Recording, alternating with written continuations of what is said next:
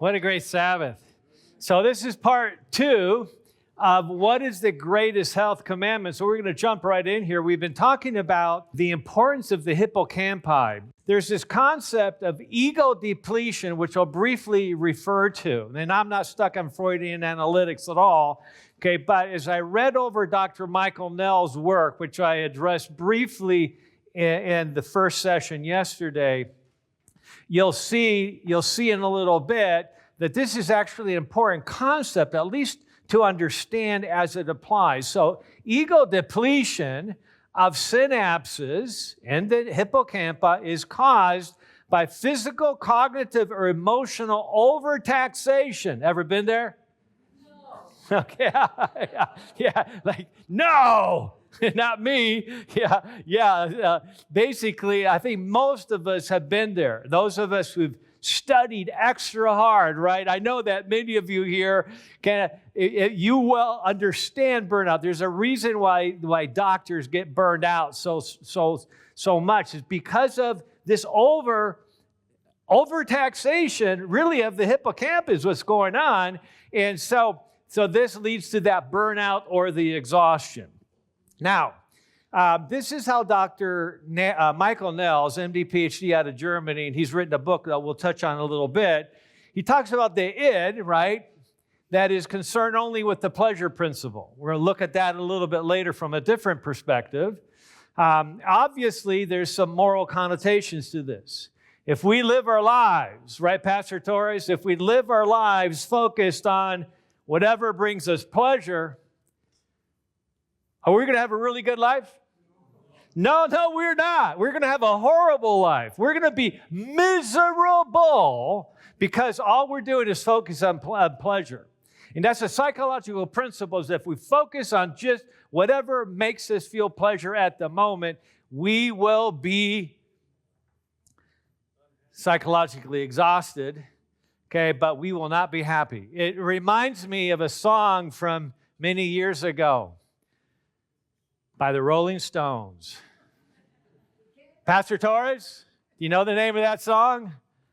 I can't get no satisfaction. And I try, and I can't get no. Wow, truer words have never been sung, right? I mean, if anybody knew about not being able to achieve satisfaction, it was them. Why? Because they lived it every day. And they sought pleasure after pleasure after pleasure. And what did it bring them? Misery, despondency, and despair, right? And so we don't want to follow id, right, in this respect. The ego is the only part of the conscious personality. It is the decision-making component of personality. And then the superego is the ethical component of personality and provides the moral standards by which the ego operates. Okay, so that sets the stage here. Well, there's so much more I want to say about that, but I'm gonna resist and move on. Now, so the ego depletion then, okay, is the idea that self-control or willpower. Is that important, by the way? Is self-control and willpower, is that just something that legalists talk about? Okay, or this is actually critical for us to have enjoyment and pleasure in life long term. We have to have self-control. We have to learn how to master self. Okay, so that can be taxed to exhaustion. Have you ever had your ego in this respect, not I'm so great ego, but the ego that we're talking about, have you ever had that taxed to overexhaustion? Did you make good decisions under those circumstances? Chances are we did not. So when in constant use with no reprieve, interesting term, when we don't have reprieve, we're in trouble. God created a certain circadian rhythm. We're going to be talking about the Genesis 1 principle and the Genesis 2 principle shortly here. So if we don't live our lives understanding the importance of the reprieve, we're in trouble. We're going to end up with ego depletion, which means that our self-control and our willpower will be in danger, in great, great danger. So when the energy for mental activity is low, self-control is typically impaired. I got to tell you this story. I'm never going to finish this lecture, but this is a great story to help you understand the importance of this concept. And it'll tie into tomorrow morning's lecture that's dealing with insulin resistance and the roller coaster of blood sugars and hormones, cortisol and insulin, that is so damaging to our health, but it's also damaging to our hippocampi through this whole concept of ego depletion. At lunchtime, I love to play basketball. I'm not an awesome player. I just enjoy basketball, and I've been playing ever since I was about 30. When I was younger, I skateboarded. I did other things. I didn't really play much basketball, but about the age of 30, I said I'm going to start playing every week, even though I was horrible at it. And then little by little, I started getting better at it, and now I enjoy playing basketball a couple times a week at lunchtime. And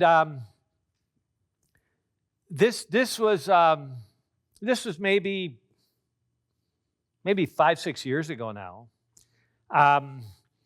I try to have a schedule where I'm working out on a regular basis, on exercising, playing basketball a couple times a week, and so that I'm staying in shape.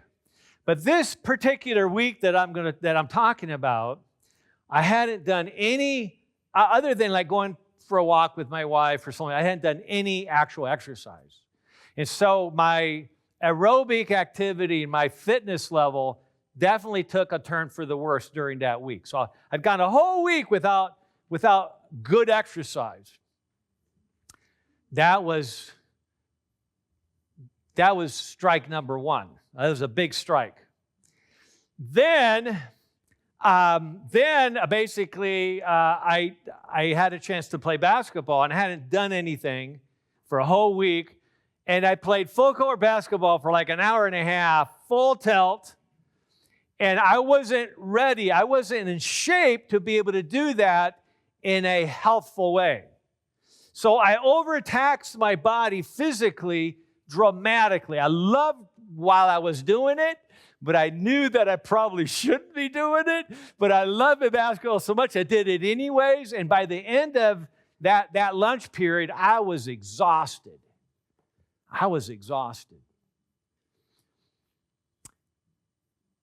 And I'd used up my whole lunch period playing basketball. So I didn't have time to eat lunch now. So I grabbed a little bite of this, and then I went to my next patient, and I saw patients all that afternoon, and, helping them with all their diabetes problems, their cognitive problems, etc., right? Cardiovascular issues. And then about 6 o'clock, as I'm wrapping up at my clinic in Temecula, California, I realized, oh man, I got a Diabetes Undone lecture I'm supposed to do. It's kind of weird doing a lecture for your own program, So hosting your own videos on the program, but so I usually give a little presentation and then host it. So I was having somebody else coordinate the program, and I was coming in to give kind of a special feature. And so I says, oh man, I don't have time to eat, and I was like famished. I hadn't exercised for a whole week. I overtaxed myself, and then I didn't eat much. I didn't eat lunch hardly at all, and now I'm famished, and I don't have time to go home before I'm supposed to give this 30-minute lecture on diabetes, on reversing diabetes, right? And so you know what the first thing that went through my mind was? This is crazy. Okay, the first thing, I knew I didn't have time to go home, and so my id said, the pleasure principle, that's not really pleasure, says, hey, you could just stop at Denny's. And I never go to Denny's, right? You could just stop at Denny's and have a French toast slam. And I remember thinking, where did that come from? I've been lecturing to my patients all day about what they should eat, they should do, etc. And all of a sudden, boom, this hits me. And I know this is a horrible, horrible idea. And guess what I did? I did it anyways. I'm making my point here, okay? I'm making my point that this is real. This happens to all of us, no matter how much resolve we have, no matter how strong we may be, no matter how greatly we believe in a certain cause, if we allow our ego to be depleted, if we allow our hippocampal synapses to be used up and damaged, we are sitting ducks for whatever the devil wants to throw at us. And at least this is an example I can tell you about, right? So I remember, I had to make a quick decision, right? They sometimes say that good decision makers don't necessarily make good decisions all the time. They're just, if you make a decision, you're a good decision maker. Well, I was a great decision maker that day. I just made a horrible decision. I didn't linger and be indecisiveness. I just did it. I went to Denny's and I ordered a French toast slam, put a whole bunch of syrup on it, all the horrible things. And I ate that, just slammed that down. And I rushed up the hill to the church 10 minutes away. And I delivered a slam bang awesome diabetes lecture. I could talk about diabetes in my sleep. I don't need a hippocampi operationally to do that. At least not yet. And this is the crux of the story. At the end of my lecture, I had actually used my computer to show some of the DVDs from Diabetes Undone. And the coordinator of the program knew that I wasn't going to be sticking around for the whole program, but just come in for that special feature. And he goes like, "Hey, Wes, is it okay if we just borrow your computer and then I'll bring it to your home afterwards tonight? I'll bring it to your home later tonight." And I said, "Sure." And he says, "Just give me your address and I'll bring it." And I just stopped a moment. I had no idea what my address was. I kid you not. That had never happened to me before. And I have a really interesting address, 32226 Via Saltillo, and it was gone. It was gone. There was no way I could reach it. And I remember just stopping for a run. He was like looking at me like, and I'm like looking at him, and I'm thinking, we say that when people have this transient dementia, they use their superior intellect to find a way around it, right? So I'd like to think maybe that's what I did that day. So I actually kind of go to my pocket, just stalling for a minute. I'm just like, hold on a second. And I feel the phone in my pocket. So I'm going to take my phone like I'm getting a phone call. And then I get this amazing idea. Maybe I can look it up. I have never in my life looked up my address. I have no idea if it's in there or not. And so I'm like hoping against hope that my address is in my phone. And so I look up my own name on the contact list on my iPhone. And I'm doing this, right? And he's still looking at me for, what's your address, right? And so I type in Wes, and there, I click on that, and 3222 via 6 Via Saltillo, Temecula. It says, "I'll text it to you." As if that's what I had planning to do all along.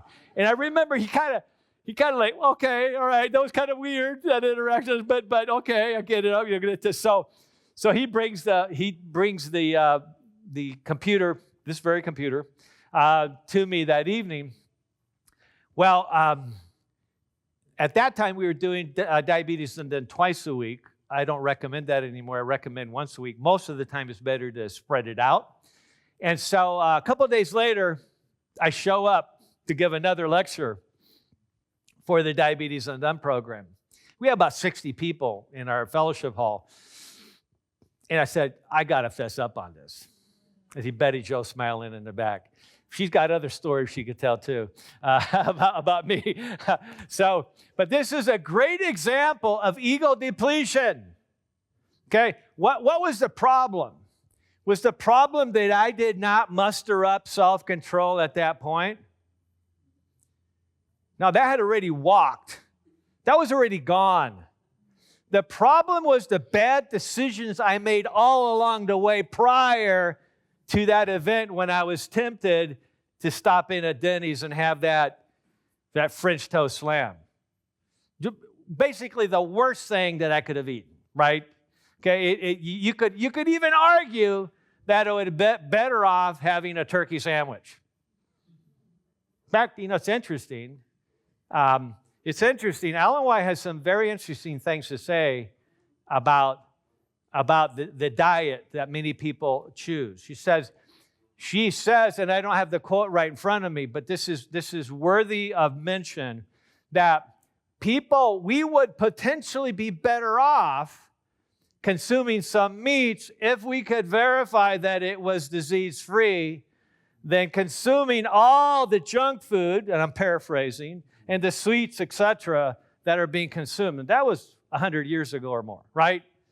Way over 100 years ago. So my point isn't that we need to back away from our principles on plant-based nutrition. That's not my point at all. Okay, I've essentially never eaten meat. Okay, and I'm happy to stay that way. But I've had a French toast slam more than once. I'm much more likely to do that than I would to have a steak, because I've never had a steak. That's not a temptation for me. I could care less about that, right? I mean, because I know I'm never going to do that. Okay, but we need to take stock into and consider the things that set us up for ego depletion. Okay? So interesting story. We're all susceptible to this in many ways. Okay? And so what we need to recognize that if we're susceptible in terms of issues, everyday issues like what we eat or other decisions that we make from a health standpoint, how much more susceptible could we be in other areas that are more morally related, right? So, very, very important concept. All right. When the energy of mental activity is low, self-control is typically impaired, which would be considered a state of ego depletion. In particular, experiencing a state of ego depletion impairs the ability to control oneself later on. We're setting ourselves up for significant trouble. So here's kind of my definition, or perspective maybe is a better term, on dementia. I referred to it briefly earlier, but as I was preparing my book, Memory Makeover, How to Prevent Alzheimer's and Reverse Cognitive Decline, this came to me. So I've been working with my patients. Says, really, I see so oftentimes people say, oh, he had a good day today. Or, oh, no, she had a bad day today. So it goes up and down, up and down. In other words, there's something that's influencing this right now. In the recent past, through the present, there's something that the brain is under the influence of, and it's usually multiple things at once. And so here's the perspective. A temporary cognitive impairment associated with acute exposure to one or more dementogens that collectively cross a threshold level leading to decreased functionality in judgment, communication, organization, and the normal functions of daily living. I think, and that's not to say that all aspects of dementia are this way. There's some things that obviously we saw the picture of the hippocampal atrophy where that is greatly minimized. But did you know that that's not all that different from what happens to the pancreas? We'll talk about that tomorrow. The beta cells of the pancreas get atrophied and get lost just like what happens in the hippocampus. Okay, so in other words, this is happening to every organ of our body. Okay, and we now know that we can regain function in those areas. We can regain beta cell function dramatically if we address the underlying causes of the beta cell destruction and damage in the pancreas. We can regain hippocampal neurons if we're addressing the causes of that as well. Okay, so then what is the most important remedy? What remedy, when acted upon, has the most beneficial impact on our overall health? A different way to look at it. Another way to look at it is, which one of these remedies is the most likely to get you to follow all the other strategies effectively?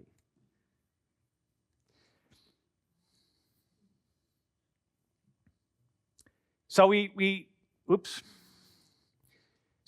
talked about the 8 natural remedies, or the 8 doctors.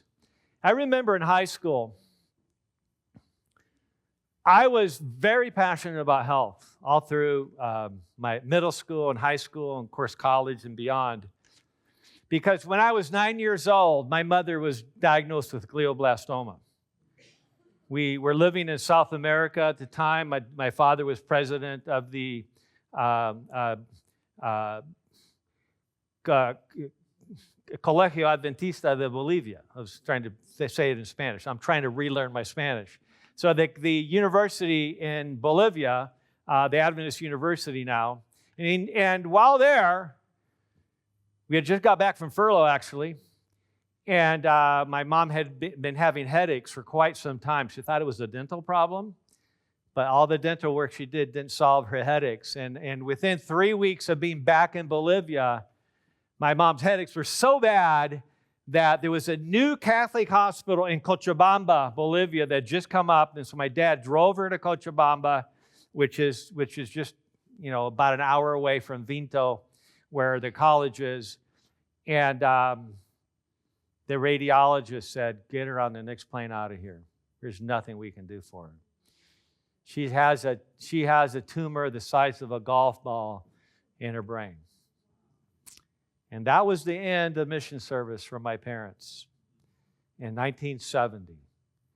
And so I remember my dad came, my brother and I were playing catch, outside in the afternoon.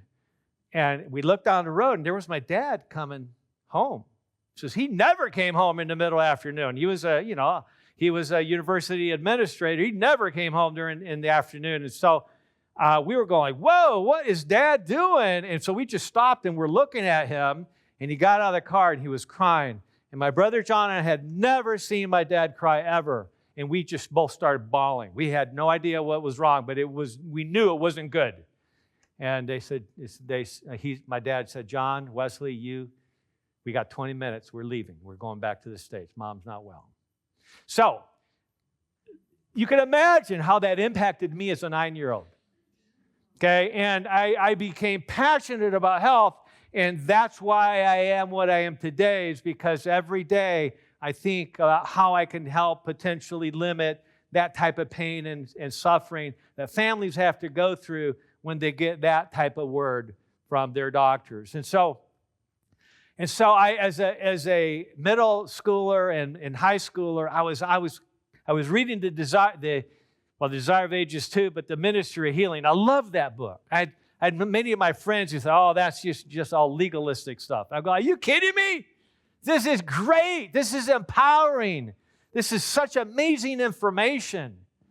I want to know." That's why I was reading. I want to understand how our bodies were created and how our bodies are self-healing entities that require certain things to be able to heal properly. I love the Ministry of Healing.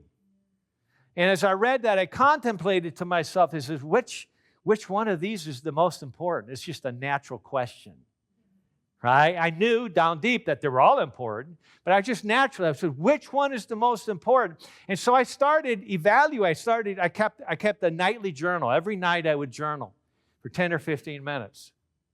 It was a discipline I had at the time. And I started noticing that when I did certain things, I would be better off than when I didn't do those things. And I was looking at what's the impact of, getting up first thing in the morning and being the first steps in the snow as I would run a mile and a half around the neighborhood before going to school in my 7 o'clock class. The exercise was critical. I knew exercise was important. Was that the most important? Okay, I knew diet was critical. Okay, but how critical is it? Is it the most important? So I went through all of these, rest, et cetera, and then I noticed a pattern. That's why tomorrow morning we're going to be talking about the importance of checking blood sugars with maybe a Dexcom 7 or a Stelo continuous glucose monitor. Because if you don't know what's happening to your blood sugars and you're pre-diabetic or diabetic or on the way, you're not going to be that motivated to change because you don't really know what's happening. But once you start seeing that blood sugar shooting up hour after a meal, you go like, whoa, okay, wait, what did I just eat? Wait a minute, you start making instant good decisions based on that biofeedback that you're getting right away. Okay, so that's the same thing. If you're paying attention to your life, if you're doing a little journaling, if you're being at all introspective about the past day, the past week, we'll touch on that in a little bit, then you start noticing things. And it reminds me of, I was presenting in 1997, the very year that prediabetes became a diagnosis, Dr. Emerson. Prior to 1997, there was no prediabetes. If your blood sugar was 135 fasting, you were fine. Because diagnosis of diabetes didn't begin till 140. Okay, and then 1997, all these scientists and doctors got together and they said, no, we need to change that to a fasting of 126. You know why they decided for a fasting of 126? Because that was at the point. Once your fasting blood sugar hits 126, you see an exponential rise in polyneuropathies, all the complications of diabetes. And so it was by paying attention to those things that made a difference. So as a high school student, I'm thinking, I'm starting to learn this. I'm starting to figure out that when I go to bed at a reasonable hour, everything else works better. I get up early. I have my devotions. I go run around the neighborhood. I get my exercise. I'm motivated. I'm eating a healthy breakfast. Okay, I'm thinking better at school. I'm kinder to my friends and my enemies especially. My hippocampus is working. My frontal lobe is working much more effectively. And I could tell you story after story of my tendencies to crashing blood sugars. I believe that's one of the reasons I could not remember my address, because my blood sugars are crashing. I could do a whole bunch of other things, but certain synapses just went kaputs. Okay, when your blood sugars go up and down all the time, that's really, really bad for your brain, bad for your immune system as well. Okay, so we got to stop that roller coaster. So I started seeing that pattern, and I recognized that for me, rest and sleep habits were really critical. They indeed were that was for me the most likely strategy that would lead me to follow all the other strategies effectively. Now, I get into trouble when I talk about what's the most important strategy, because there is really no one most important strategy. That's why I started out with the verses from Matthew, right? That's why I started out with the two most important commandments. We're really dealing with principles here, right? So let's now expand on this right now. Let's expand what this means. So tonight we're actually going to be talking more about sleep and the studies on sleep, and if we have time, we'll get to that today as well. But what I actually developed between 3 and 5 this morning was was just basically a reworking of step number 7, which is officially sleep. But in this case, even more importantly, it's holistic with a W, restoration or rejuvenation. So basking in God's true remedies. In other words, well, let's just jump into it. Let's go into it. So this is Dr. Michael Nell's paper that he published in the Journal of Molecular Psychiatry called The Unified Theory of Alzheimer's Disease. And we talked about this yesterday, but what I wanted to show you, this is a copy of his book. It's really interesting. It's entitled The Indoctrinated Brain. This is just kind of a follow-up to Pastor Torres' talk. You know, that basically there's a problem in today's society when most people are actually indoctrinated. Okay, so how to successfully fend off the global attack on your mental freedoms. Okay, and to help being able to choose properly, etc. So it's a great book, and here's going back to Dr.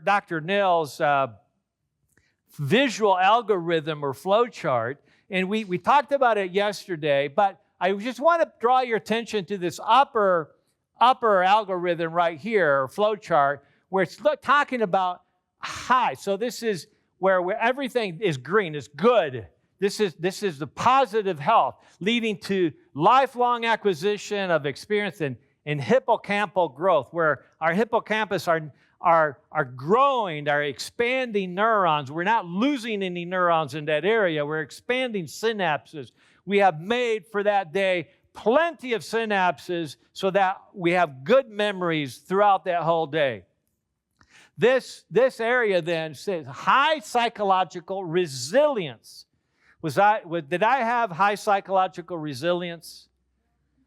No, I did not. Okay, and I hope that doesn't happen too often to me or to you. Because when you don't have high psychological resilience, then you end up having hormonal dysregulation, okay? And so you get this extra cortisol secretion. And cortisol is not bad. It's just that you want it in balance. You don't want too much or too little. And when you end up overproducing cortisol, what happens? You end up going through a roller coaster of hormonal changes, and the roller coaster is bad on the way up, and it's bad on the way down.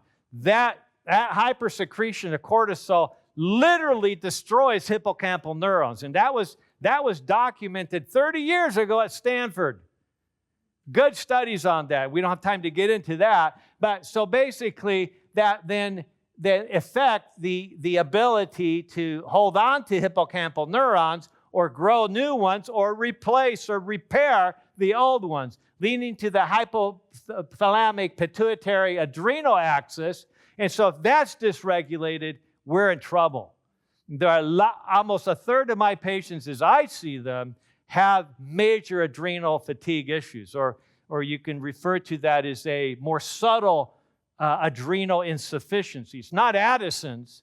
It's just there in that continuum where it's kind of no man's land, where they're feeling good sometimes and other times they're not. So this is a big issue. So all right, now and this is on the other side, the flip of the coin. Okay, where instead of having virtuous circle of mental growth, okay, we now have a vicious circle of depression with low psychological resilience, and then cortisol hypersecretion, and then you have non-productive hippocampal neurogenesis. So that's you can read that study. It's a fascinating paper. It's a very long paper. It's very detailed. He's quite a brilliant man. So let's just jump right into this Genesis 1 principle. Have you ever wondered, and as a child, I always wondered this as I started to read the Bible. Genesis 1, okay, why are we constantly repeating, and there was evening and there was morning? It's repeated how many times in Genesis 1? 6 times. I don't think there's very many other places in the Scriptures where a phrase this long is repeated more than once or twice? Is God trying to tell us something? I suspect so. And so that's why I call this a principle. And so what I say here is that this has to do with honoring God's 24-hour circadian rhythm. That's clearly written out there, where essentially God is saying is this: when does the day begin? There's a reason that as Seventh-day Adventists, we believe that the seventh-day Sabbath begins when? Sundown Friday night. That's the beginning of the seventh day. Why? Well, the Genesis 1 principle. It's not something that we made up. This is a principle that's really key. So each day begins at sundown. And as a high school student, when I picked up on this principle, this first time I've ever called it this, by the way, it just kind of hit me on the flight over here on Tuesday. Wow, I should call this Genesis 1 principle. Okay, so that's why I put the slide together. So I remember thinking to myself, I need to plan out my day starting in the evening, because that's how God did it. If the Bible is truly to be a code book for your and my health and healing, we want to listen to what it's telling us.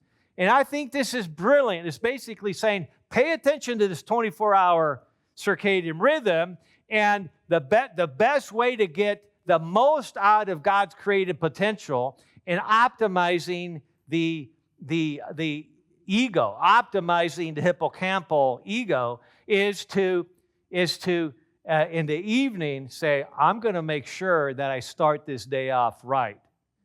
And the day never starts right if you go to bed late. And I'm preaching to myself here. So if you think I'm pointing at you, well, I am, but most of the fingers are pointing back to me. This is something I struggle with, but I've known this all my life. Okay, and it's part of one of those self-control and willpower things. I want to study. I want to read at night. My brain is like a sponge. I want to get more information. But yet I know that the best use of my time and the best approach to my health is that I have a time where nothing happens after this. You know, the coaches and universities say nothing good happens after midnight. In other words, to his athletes, they're now professional athletes in college, he says nothing good happens after midnight. Well, we have this saying that the hours before midnight are worth what? Twice as much to this restorative power. Again, we're talking about the hippocampi, than the hours after midnight. So it's not just about, well, yeah, I go to bed at midnight, but I don't get up till 7:30, so I'm good, right? No, we're not good. That's not good enough. It's good that you're getting 7.5, 8 hours of sleep, but it's not good enough because you're not getting that full restorative power by not going to bed on an optimal time.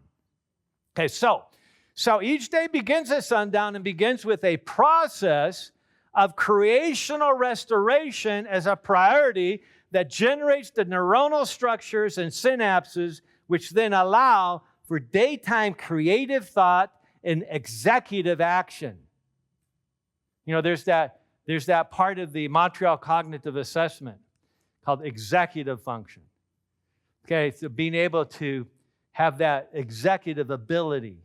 Okay, that is at risk if we're not paying attention to this principle.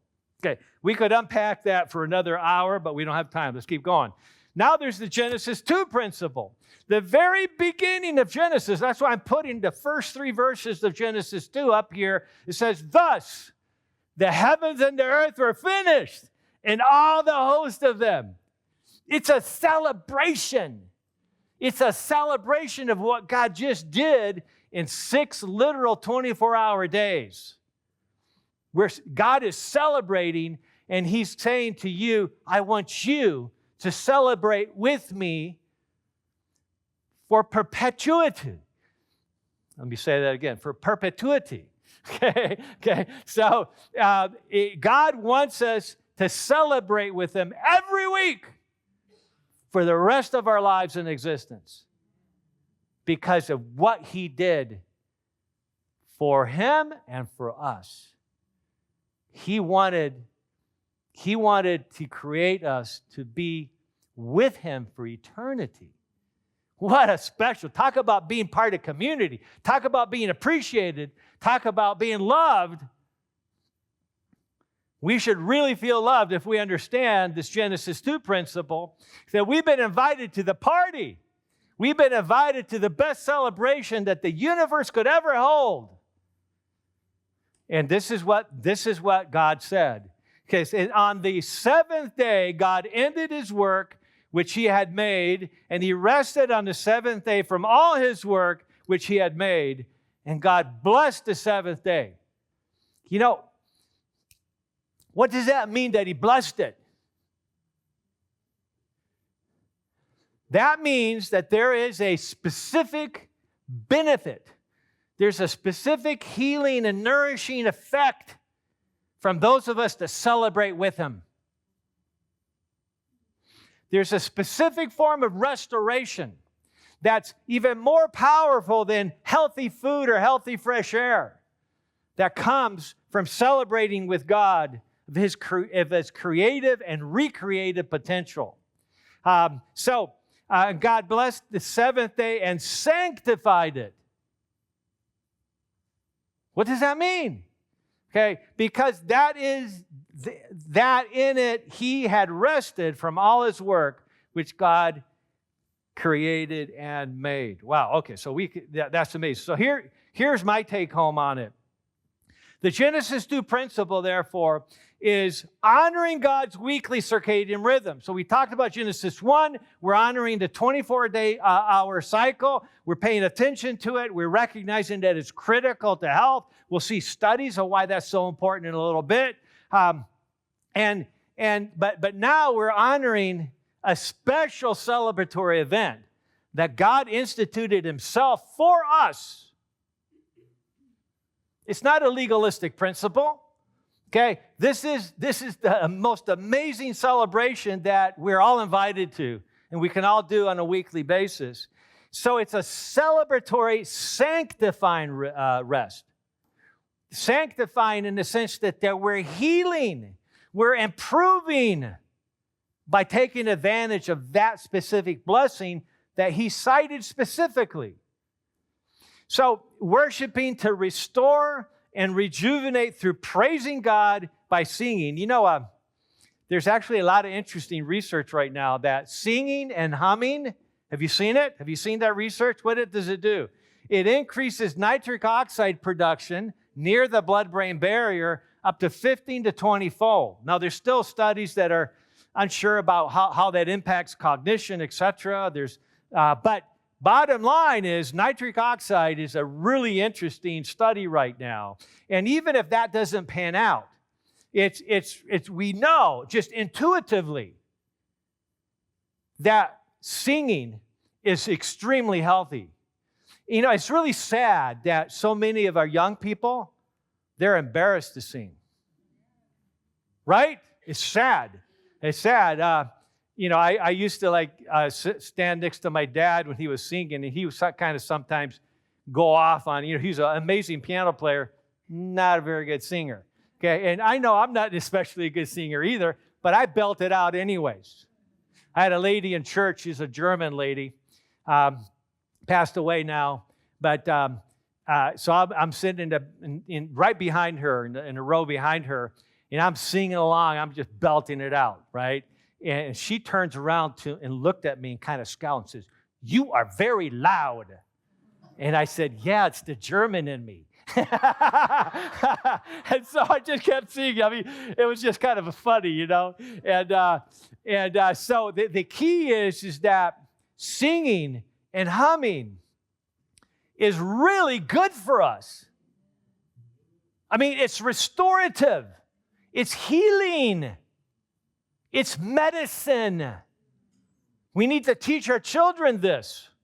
Why is it that when you go to Europe, people stand up in the soccer stands and they're singing away and they're having a great time. And, our American youth, can't sing.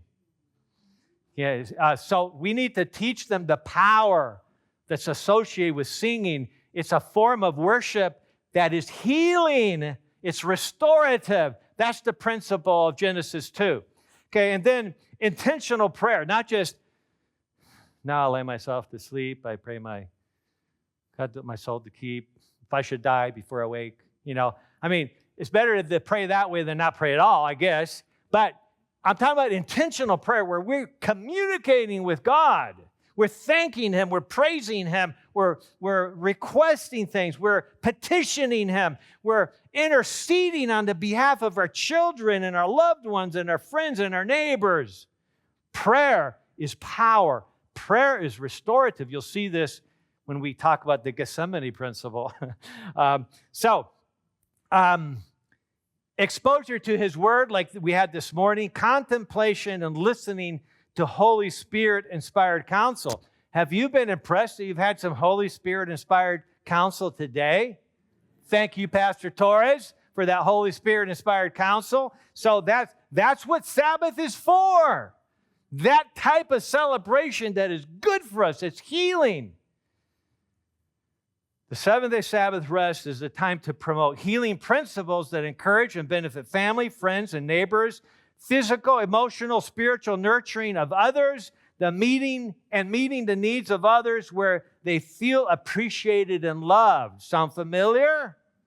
So critical. I had to throw this in. I just added this about an hour ago. There's whole lectures on this, but forgiveness is such a critical topic. And I talked a little bit about forgiveness earlier, but here's the quote, that in my mind encapsulates the critical importance of forgiveness and how it affects hippocampal health and frontal lobe health in general. And this is a phrase that I came up with some years back. Forgiveness is the only prescription in the entire universe that is powerful enough to unlock the chemical bonds of hostility, resentment, and bitterness. Genesis 2 principle is the Sabbath is an opportunity for us to be introspective, to be convicted by the Holy Spirit, and to seek forgiveness where it is necessary, and to give forgiveness where it is necessary. The Sabbath is a special time where we can cleanse the soul and stop being exposed to hostility, resentment, and bitterness, which in medical terminology is inflammation. I remember when I was at Loma Linda back in 85, 86, I was taking a course on lifestyle disease. One of our professors got up and read a quote from Ellen White that talked about inflammation.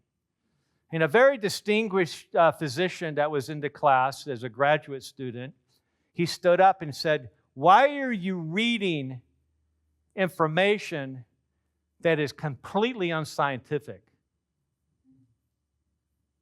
And everybody went, "Whoa," And he was being sincere.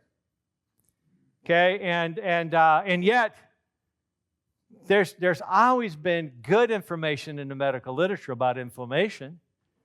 Okay, but it just so happened that Ellen White was talking about that way before there was good medical information, right? And so we need to understand that unforgiveness is one and the same with hostility. They're the same thing. And if you or I harbor unforgiveness in our hearts or hostility in our heart, we are basically depleting our ego. We are depleting our ability to be functional children of God. Yes?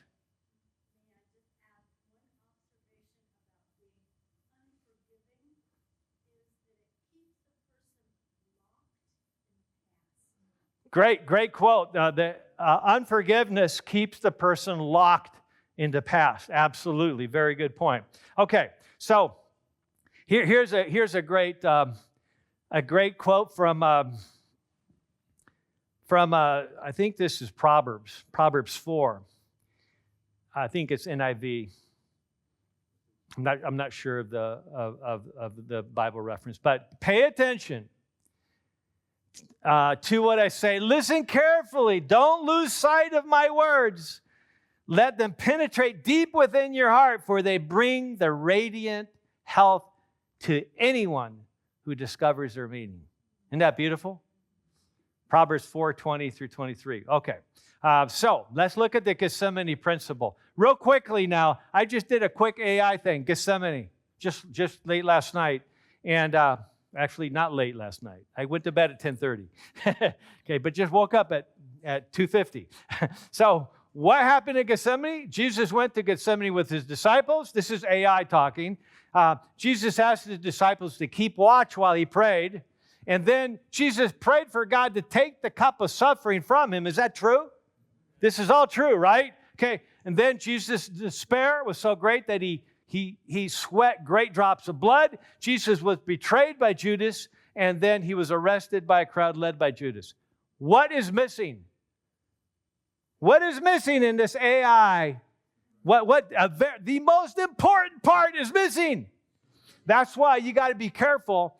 You know, the AI is a great tool, okay, but you have to anticipate that there's always something missing, right? Garbage in, garbage out.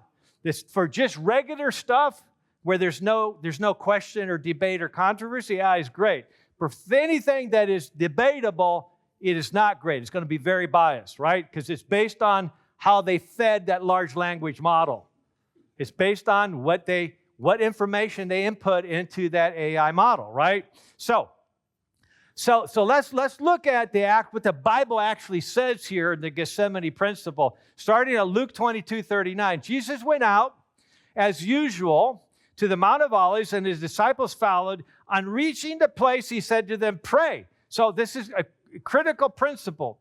This is to basically give us strength in the time of temptation. The first thing Jesus said is pray. So prayer is not just this legalistic thing that we do when we get up or when we go to bed. Prayer is restorative. It fills up.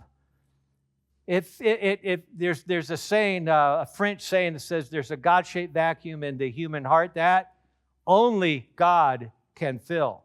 And that is filled in part through prayer, right? So fill it up, okay, to fill up that emotional connection, that psychoneuroendocrine connection between the heart and the brain. Okay, so pray that you will not fall into temptation. He withdrew for about a stone's throw behind them, knelt down and prayed, and he says, "Father, if you are willing, take this cup from me. Yet," this is the important part, "not my will, but yours be done." This is the Gethsemane principle. If we're not willing to pray, to submit, and to allow God to work in our lives to do His will rather than what we feel like doing at the moment, then we are endangering our ability to be effective in our lives in many ways. We're endangering hippocampal regrowth, etc. An angel, this is interesting. This is another secondary principle. An angel from heaven appeared to him and strengthened him.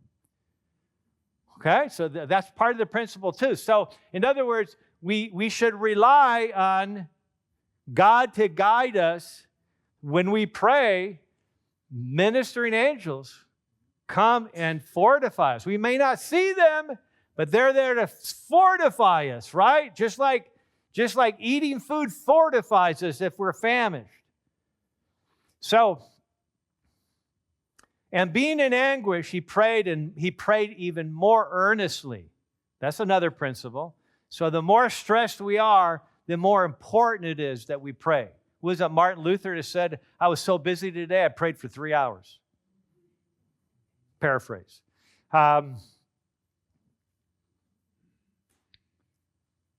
So that's the gist of the Gethsemane principles, that we have to be willing to submit our will to God. Why? Because we understand that God knows what's best for us. There's no question that God knows what's best for us, and so we should have no doubt that He loves us more than anybody else, and that if we're willing to submit to them, that takes a lot of the stress off our lives. So it brings this concept that the Apostle Paul brings up. One of my favorite principles from Apostle Paul, where he says, take every thought captive. Bring every thought under captivity. In other words, well, we don't have time to discuss this. I will anyways. There's a principle referred to as amygdala reprogramming. Anybody hear about it? Anybody know about amygdala reprogramming? The amygdala is the part of the brain that's fight or flight, right? So it's an automatic system that's set up that has been programmed. We have programmed it over our lives to respond to different stimuli as a protective measure, so that if we're in danger, the amygdala kicks in, it activates the adrenal glands. Adrenals start producing cortisol and adrenaline. We're ready to fight or flight. We're ready to do something about it, to survive. But do you know that a lot of people kick into amygdala for things that should never kick into amygdala? Just little things, just basically, just flip a switch and now they get really stressed. Kind of like a PTSD scenario. And so there's a little known concept that the amygdala, when it initially kicks in, we have 5, 6, 7, 8 seconds to make a decision of whether that's going to go automatic or not. And if we take that thought under captivity, like the Apostle Paul talks about, okay, that where we're starting to get stressed about something, we immediately stop that thought because it's actually not functional. It's not necessary. And that basically shuts that down. That whole dysfunctional process, hormonal process, just gets shut down. And so we don't go into fight or flight. And now we are retraining, reprogramming, if you will, the amygdala to not respond unnecessarily to things that are really no big deal. We allow it to focus on the things that really do matter. And so I actually tell patients sometimes there's a great picture in a book my parents wrote called Jesus, Who Is He? And on one of the pictures is the picture of Jesus standing on that rowboat, at the front of the rowboat, with his arms, his robes flowing, his arms outstretched. Peace, be still. And in the distance, in the far distance, there's these storm clouds that are being whisked away. You can tell they're being whisked away by an invisible hand. But right where they are, that fishing boat is sitting on glass water. Water's glass. There's not a ripple. And yet the disciples are still holding on to the mast. They're holding on to the side of the boat. They're freaked out. Okay, and they're all looking at Jesus in wonder about even the wind and the waves obey him. Okay, and so that's the principle, is when we see with Jesus can basically calm that storm, that specific storm. He can calm any storm in our lives. And so if we feel stressed out about something that we know is just from the past or whatever, we can visualize that. Jesus saying, peace be still. He can take that away from you too. And I've actually shared that with many patients, and I love that concept. You say, no. Jesus held out. He physically rebuked that storm. He says, no, not going to happen here. It's gone. So he put his arm, so you can actually physically put your hands up. He says, no, it's not going to happen. Put a smile on your face. It's okay. This is not a trauma in my life. It's okay. And you speak that, you act it, you feel it, and that reprogramming occurs. So that's the amygdala reprogramming. So,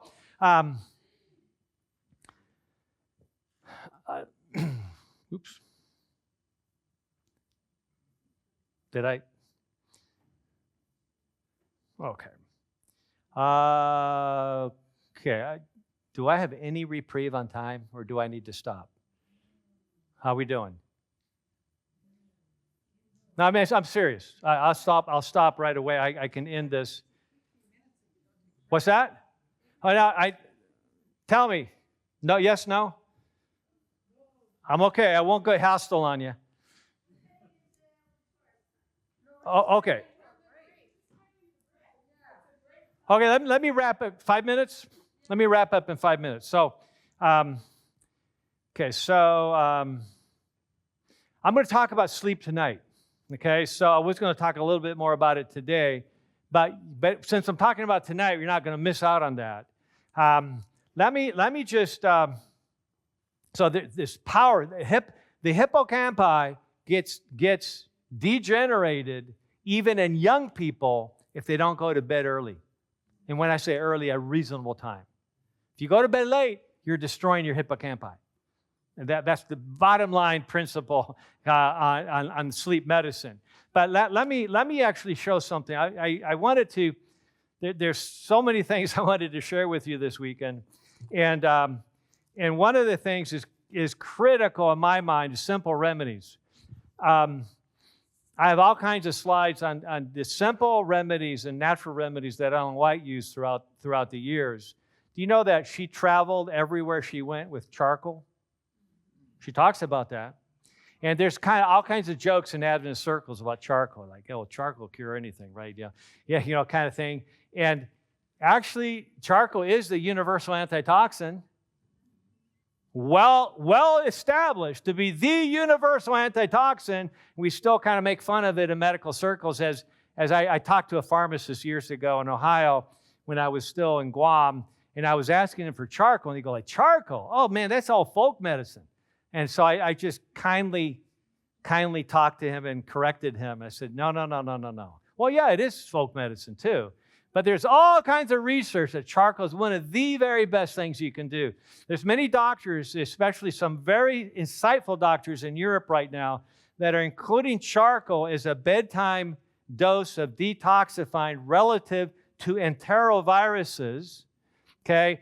Many of which, like COVID, is an enterovirus. Did you know that? It likes to live in the gut, okay? And it'll basically invade E. coli that are normally at a low level in the gut, creating bacterial phages, and that allows the COVID virus to live indefinitely in our bodies, becoming opportunistic viruses.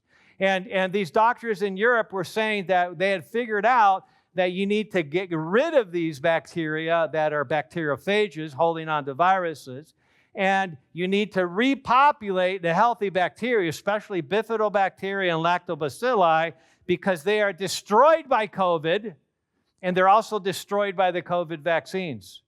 They're destroyed. Okay, so you've got to re-inoculate with those. And so I actually have a 3-tier program that I do with my patients that involves using natural antibiotics, and you can use regular prescription antibiotics too for this purpose if you want. But the point is you got to get rid of those bacteria that are holding on to these toxic viruses. And those bacteria produce toxins 24/7. 24/7. Okay, and so you not only got to try to get rid of those bacteria and viruses, but then you got to re-inoculate the healthy bacteria, the bifidobacteria, the lactobacilli, etc.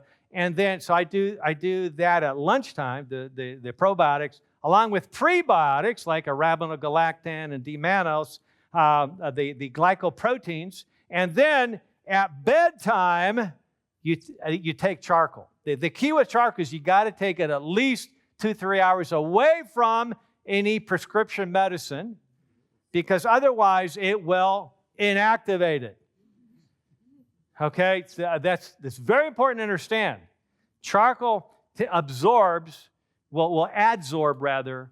It basically completely inactivates pretty much any toxin, not all toxins, but almost all toxins, and most prescription medicines. It will not inactivate nutrients, by the way, but it could get in the way, so it's just better to keep them separate. Okay, so Ellen White would always carry charcoal with her. And she writes in the testimonies where she offers it to somebody where she's staying, and they would turn up their noses because charcoal, kind of like Naaman saying, I'm not going to dip in that dirty Jordan River, right? But we are given counsel that charcoal is extremely therapeutic, and I don't go, it's like American Express, don't leave home without it. Okay, I have some with me right now if somebody needs some charcoal, okay, in the back there. So charcoal is extremely beneficial as an anti-inflammatory. In fact, Ellen White talked about it being an anti-inflammatory. Okay, it's extremely beneficial as absorbing any toxin or food poisoning.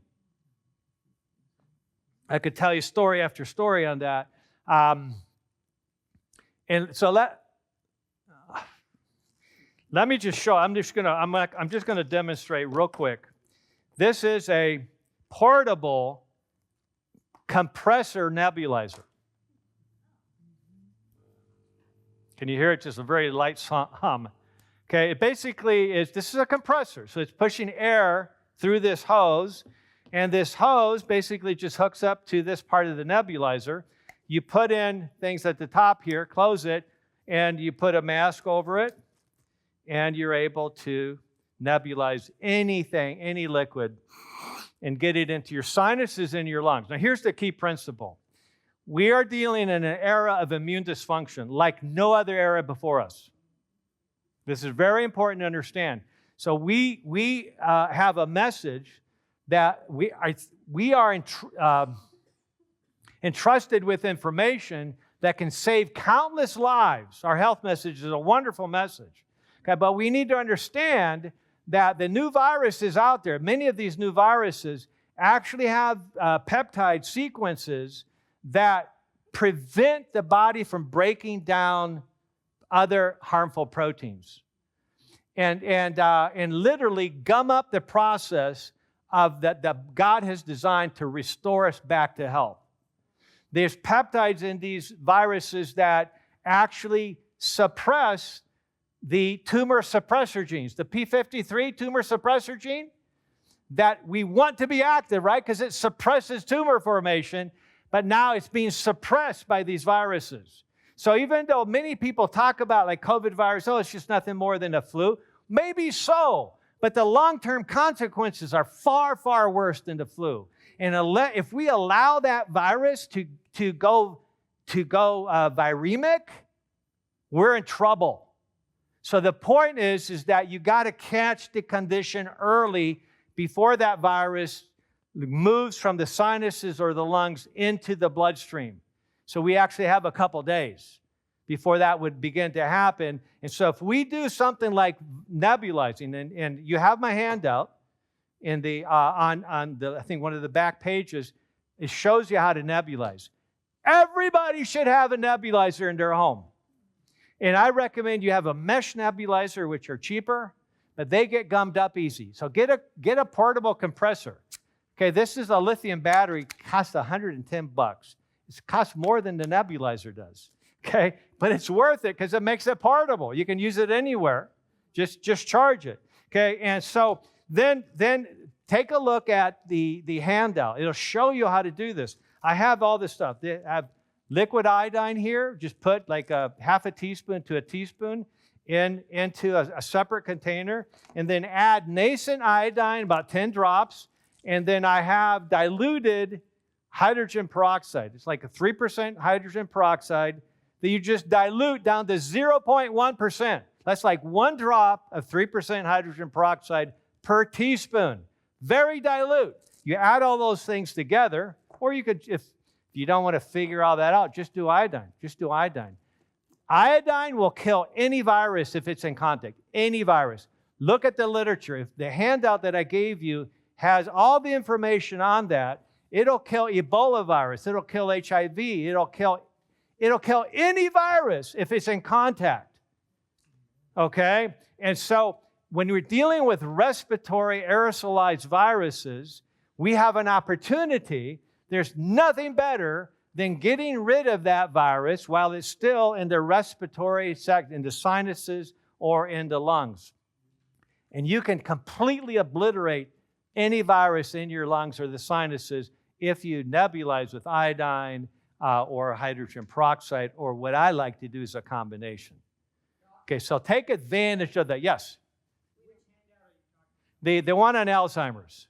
The one that has the big circle in front of it. Yeah, it's towards the back of that. That's the one I put together for family medicine residents. I spoke to about 35 residents a couple months ago, and I just put that together for them. So there's a whole section on how you can do that. If you're using hydrogen peroxide, you need to use 0.9% saline solution to dilute it, because if you just use hydrogen peroxide by itself, that's irritating to the lungs. If you add saline solution, it's not irritating to the lungs, but it will destroy the viruses or bacteria or fungi. I still have so many people I've been presenting this at my church ad nauseum for years, from the very beginning, from February of 2020, how to do this. Okay, and I still have patients that are in the hospital with double pneumonia. Okay, why? Because they're not doing this. They're not doing this. If they're doing this, that wouldn't happen. And I've taken more than time than I should. So, one last question. Yes. All right. So basically, as needed. So if you get exposed, like let's find 2 days from now, you get a call from an organizer of the conference, say, hey, 10 people just came down with COVID, and they were there with you. What are you going to do? Oh, no. Wait and see? Yeah, no, of course not. No, that's when you nebulize. That's when you address, that'll knock it right out. That'll knock it right out. Of course, hydrotherapy, we could have talked about that for a long time. I do hot, cold showers almost every day. Okay, and if I'm starting to feel worn out, I'll do hot, cold showers back and forth 3 times to activate what? The innate immune system, which is the very part of the immune system that's not working during the first week of exposure, right? Especially with COVID, because COVID depresses the innate immune system and allows the virus to replicate. So take advantage of these natural remedies: hydrotherapy, okay, a charcoal therapy, okay, and there's a whole video I did on using iodine therapeutically with research all the way over 100 years. When a fact checker told me, says, iodine can't work for COVID because COVID's a virus. Iodine only works for bacteria. Like, if you'd spent 1 minute checking the internet, you'd know that was a complete lie. Iodine is actually a better antiviral than it is antibacterial, and it's really good antibacterial. Yeah. Last question. You could, but this is far better. You could do that. You can actually squirt the iodine into your sinuses with a snoot cap like this. Just put that iodine, just squirt it into your sinuses. That works too. When I fly, I take this with me, and I do that at the beginning and at the end. But the best way is to nebulize, because you get the most effect.